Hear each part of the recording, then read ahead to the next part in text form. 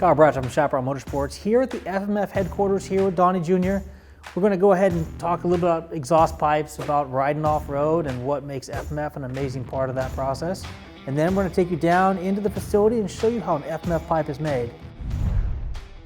Super excited. Thanks for having us. Thanks for being here. We've been a part of Chaparral for probably over 30 years, so it's important to have you guys down here and check out our facility for all the viewers and see how we make everything right here in-house. So Chaparral has been around since the early 80s, and you guys are just hitting, what, your 40th year anniversary this year, right? 45th, actually, 45th. Yeah. Actually, yeah. We were 1973. My dad, Donny Emler, started the company in his garage right here in Hawthorne, California. Our roots are still here in the South Bay, LA area, and we love riding. And that's why we're here and why we're still in business. That's pretty sick. So there's a difference between a race company who only produces stuff for the track and then a company like FMF who's really an outdoor enthusiast company. I mean, a lot of your stuff is for the woods guys, for the mountain guys. So can you explain a little bit about, your direction currently and kind of what you see as far as the future goes? Yeah, I mean, since the beginning, it's always been about racing and riding dirt bikes and having fun. But the great thing about a dirt bike is you can ride them in so many different facets, right? From off-road riding to the high desert to the woods, or your local motocross track. And we're still striving today to cover all those areas because there's a lot of different motorcycles from 2 strokes to 4 strokes that can do both. And it's a family sport at the end of the day, and that's what we love about it. We love to be able to go camping and riding with your friends and family, and we really want to make that impact for our brand. We're not just a racing focus only motorcycle brand.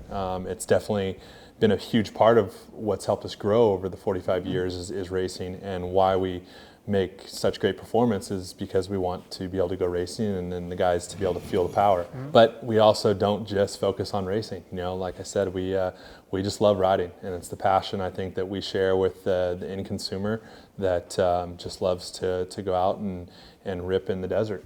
So we all know that our motorcycles come from the factory a bit restricted, if you will. How does an exhaust pipe help the motor do what it needs to do? So back in 1973, Big D saw the need for hop-up, for the aftermarket accessory market. Bikes came a little bit restricted, maybe a little bit heavy, and still to this day, I mean, it's one of the number one things that people take off when they get their new bike. We really focus on, obviously, number 1, performance. Number 2, the look. We tend to have a better look than a stock OEM pipe, and then weight would be a huge factor as well. And I think number 1, besides performance, would be sound. The tone that you hear when it comes out of the machine, not making something that's too raspy. It sounds pretty easy, but there is a kind of a fine-tuned science behind it, and we want to make sure that we're also meeting all the sound requirements for whether you're riding off-road and having to pass sound to go ride. We want to make sure that when you pull up to a motocross track or to an off-road facility, you're not going to have any issues getting in, and also being below that sound limit and really working with land use to keep our riding lands open.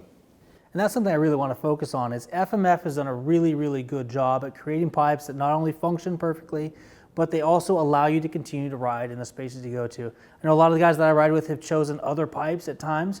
We get to the riding areas, they pull that decibel meter out, and dude, you're not riding today.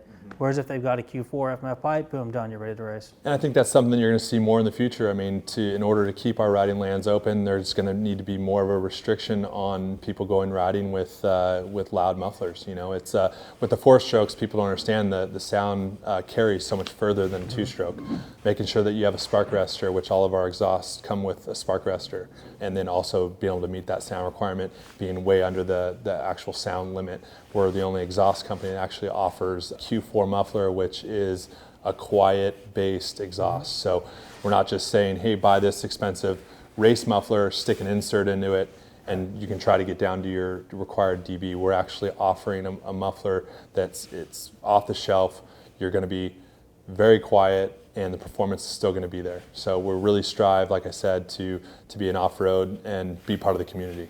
That's super exciting. So back about 40 years ago when you guys started, 2-stroke was really the thing. Now we got 4 strokes. What percentage of the business is 2-stroke versus 4-stroke these days? The great thing is that the 4 strokes did come and take over and kind of put the 2 strokes almost out of business. But you have companies like KTM and Husqvarna, Yamaha still producing 2 strokes, Gas, Beta, a lot of European brands. So it's great. It's kind of made a little bit of a resurgence for sure, and you'll see any of the hard enduro guys or a lot of the national enduro guys, they're all riding two-strokes. Super cool. They're easy to work on. They're a blast to ride. They sound great, and they're a little bit friendlier for the end consumer, I think. But the four-stroke markets, it is something that we obviously cater to. I mean, we have to. It's the big proponent of off-road riding now.